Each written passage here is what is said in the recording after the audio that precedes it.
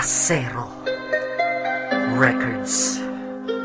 Basta ba kalooban ay tibayan mo? Gigising sa umaga kahit na antok pa nga ako. Kailangang maghanda para pumasok sa trabaho. Sinday ng sigarilyo habang may kapeng barako. Eto aking almusal na araw-araw kong kasalo. Kailangan kong pumasok kahit mayroong trangkaso. Pag di kasi pumasok malaki ang iyong atraso. Sa nagbibigay ng sweldo kung tawagin natin amo.